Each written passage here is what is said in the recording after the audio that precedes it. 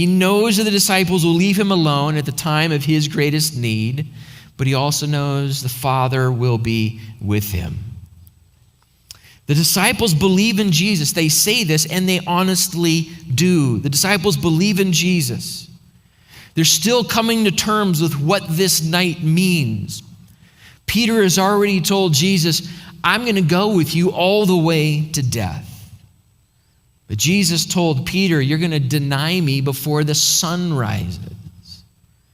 And he tells the rest of the disciples, yeah, you say you believe in me, but you're going to run away in just a few hours when the moment of pressure actually comes. Jesus knows they will fail him. He also knows that he will not fail them. Jesus knows you will fail him. He also knows he will never fail you. He will never fail you.